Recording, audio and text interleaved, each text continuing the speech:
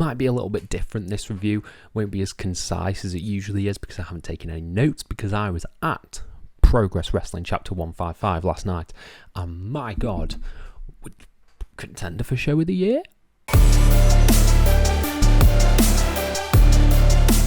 Hello and welcome to FTTR. I am Hugh McQuaid and today we are talking about Progress Wrestling Chapter 155, Feel The Noize Emanating from the O2 Academy in Birmingham.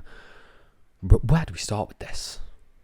This was, so coming off of It's Clobbering Time in London, all in weekend, I was a little bit underwhelmed by the Progress show. I think it had a little bit, the ending just fell flat completely for me, in my opinion. But Feel The Noize is like a comeback, essentially. This was an absolutely fire show.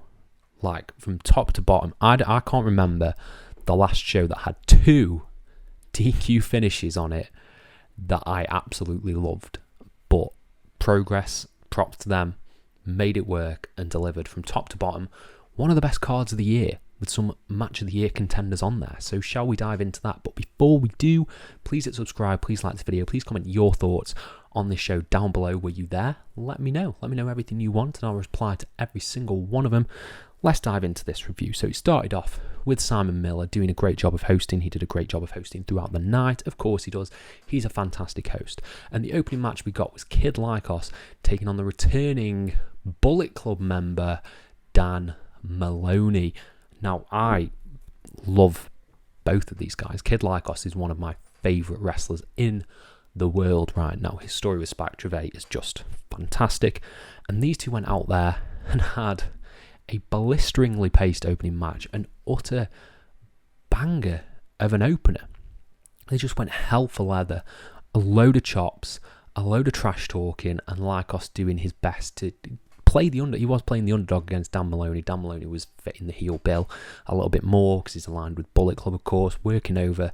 But then when it escalated and it got into crazy sequences like Lycos kipping up into a knee, into a count, into a spine buster from Dan Maloney, into a foot stomp from Maloney, and it just kept going on and on with insane spot after insane spot, leading to the finish that might have been controversial, but for me, I think this perfectly sets up the show that's going to happen tonight at Sheffield. Spike Trivet runs down and starts attacking Dan Maloney, therefore making an enemy again of Dan Maloney, but also costing Kid Lycos the match by disqualification. So Dan Maloney is your winner. I loved it. I think it's a fantastic heel gimmick and just heel everything from Spike Trivet. I think he's fantastic at doing that, and using that to get under the skin of Lycos was brilliant. Absolutely brilliant.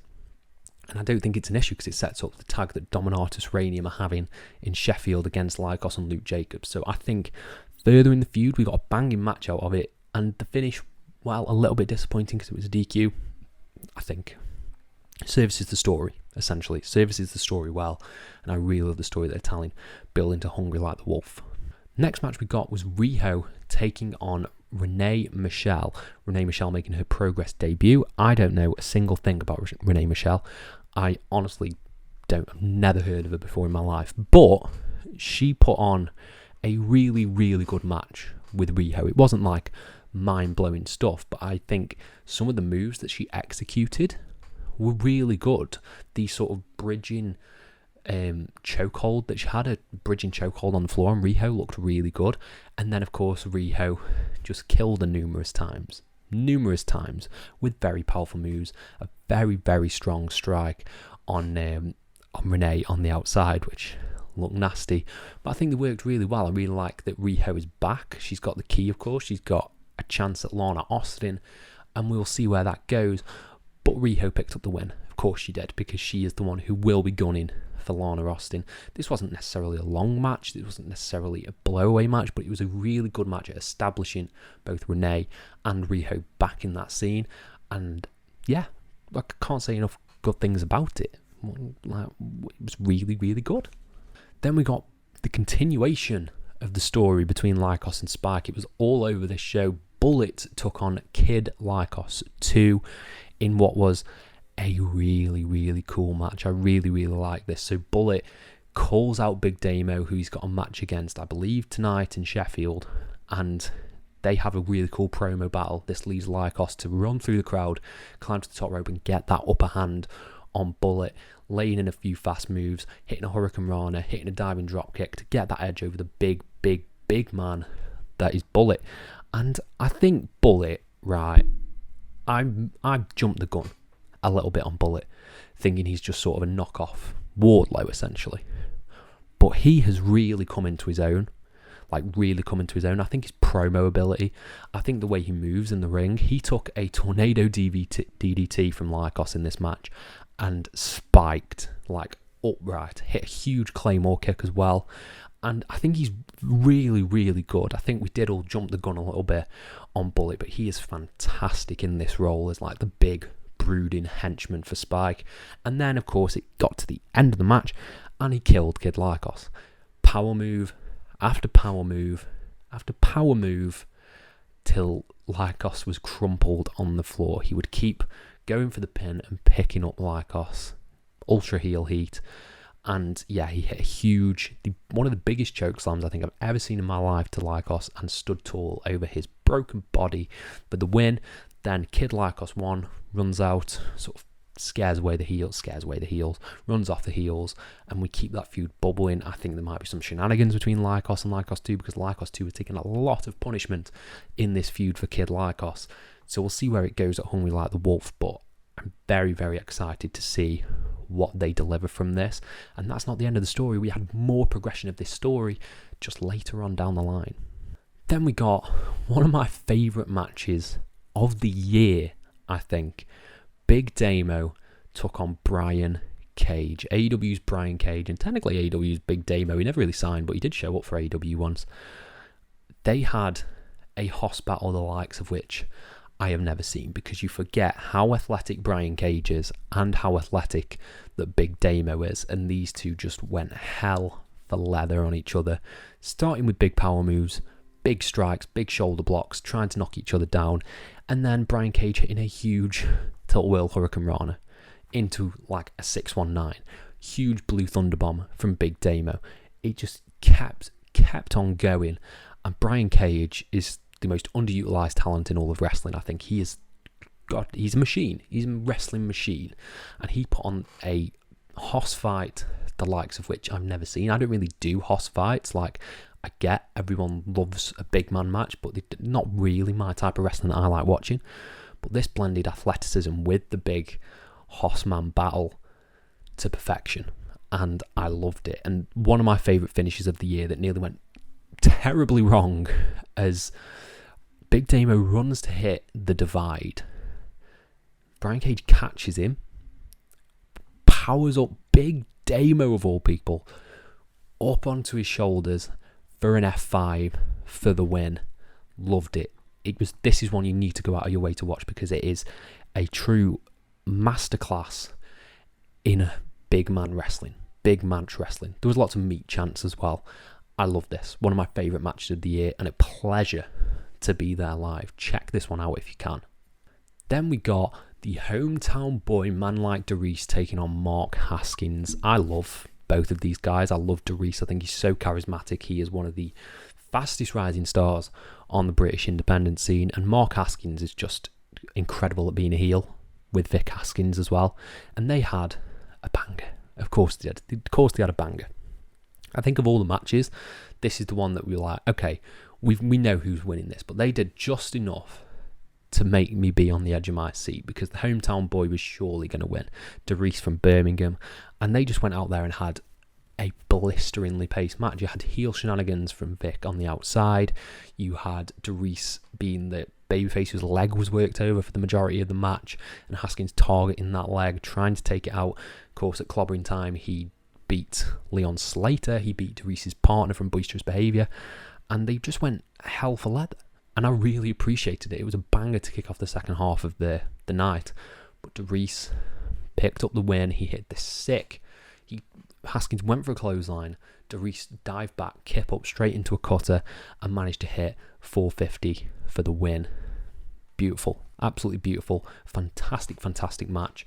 and I'm excited to see where Derice goes from here. Maybe some friction between the boys in boisterous behaviours. One beat Haskins, the other one didn't. We'll see what happens at Sheffield tonight. Very excited to see what happens with Derice and Haskins. Haskins, I think, is easily a challenger you could knock up to the World Championship division, and yeah, fantastic stuff. Then we got the only bit that was a little bit down for me was this match, which was Lizzie Evo taking on Session Moth Martina. I love both of these ladies. I think they're fantastic. However, after that hometown boy reaction, the crowd was a little bit subdued for this one. Just a little bit subdued. And it couldn't quite build the heat. Didn't have a compelling enough story to tell.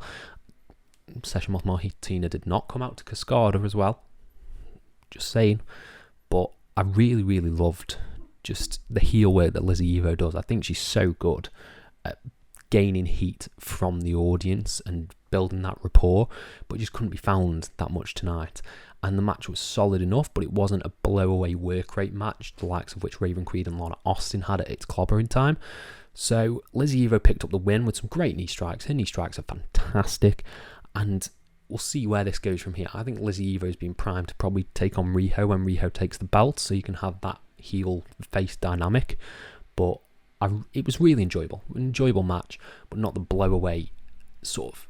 It didn't really blow off the feud the way I wanted it to, if that makes sense.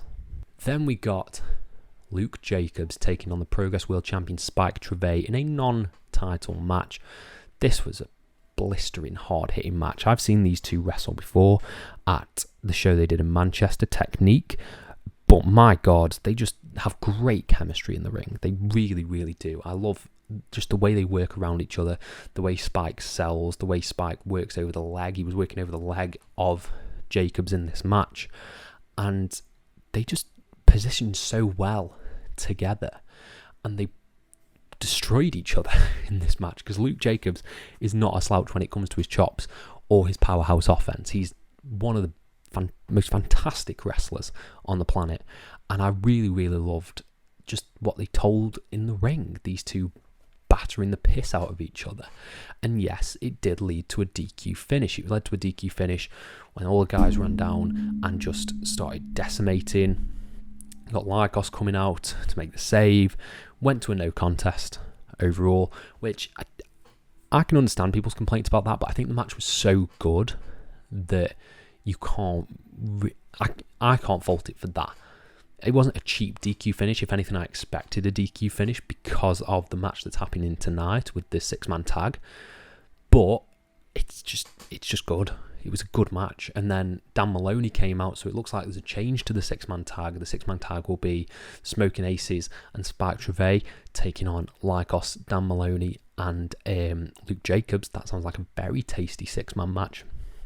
So we'll see how this story develops further. I really want like a promo battle now between Spike and Lycos. I feel like they need something to really ignite that heat, really get under the skin of Spike and let him flourish his promo skills. They had a good promo at its clobbering time, but I feel like there's more meat on the bone that's not been picked yet, so I'm hoping we get that closer towards maybe tomorrow. Maybe tonight, and maybe at Hungry Like the Wolf we can have a really juicy promo package, because Lycos is being built up well to be the one that beats Spike, but I feel like they just need a little bit more to push him over that edge. And the endorsement from Dan Maloney that he got at the end of the match was great, really good stuff. So we'll see. Is he the one to take the belt off Spike?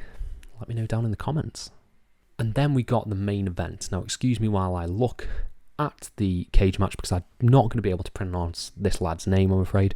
So the champion, Ricky Knight Jr., that's not the one I needed to pronounce, he's the Progress Atlas champion, I know Ricky Knight Jr., defended his title against Yoshiki Inamura, let's go with that, Inamura, in a hard-hitting match. This was so ruthlessly brutal, what Atlas Championship matches should be. Ricky Knight Jr. is just a made star. Obviously, he was the Rev Pro British Heavyweight Champion, but my God, he's just his aura, the way he carries himself, is second to none. Like it really gives off. I don't know if he's aiming for this, but it really gives off sort of early Randy Orton vibes. He's just that well made of a package, and they had Just an awesome match with near fall after near fall after near fall. Incredible dive from Ricky Knight Jr. early on, destroying some chairs in front of us. Incredible 450 near fall towards the end of the match. And then they just kept wailing on each other with chops, just one after the other, eventually leading to a big win for Ricky Knight Jr. as he hit a sit-out pile driver sort of thing on Inamura, picking up the win. Inamura, I think, got enough in this to look cool. I don't think it necessarily made him a must-watch star, sort of like the Shigehiro Iri stuff does, or the Konosuke Takeshita did when he came over and did Progress. Like, sometimes the people they bring across are like, I need to watch out for this guy. I don't necessarily feel like that happened with Inamura. He's really cool, and I want to check out some more Pro Wrestling Noah, but it didn't sort of give me those immediate vibes like the other stars who've come over to Japan have. But that's not saying this match wasn't brilliant. It was brilliant. It was a terrific main event with near fall after near fall. But again, I really want Ricky Knight Jr. to have a good story to sink his teeth into, because he's just that good. Give him someone like a Damo, give him someone like a Bullet who had gone in for the Atlas Championship, and have him have that target on his back. He could really do phenomenal stuff, and I can't wait to see what he does going forward. And that capped off the show. Overall, this was a 4.5 out of 5 for me. This is one of the strongest shows I've seen all year, live or on TV. I would highly recommend you check this out if you are into fantastic wrestling, fantastic stories. That's what we want from wrestling, surely. That is capping it off for me. I think it was a barn burner of a show. An utter barn burner. So yeah, let me know your thoughts on this show. Were you there? Do you like the direction they're going? Let me know everything you want down in the comments below, and I'll try and reply to every single one of them. Thank you all ever so much for your support, and have a nice day.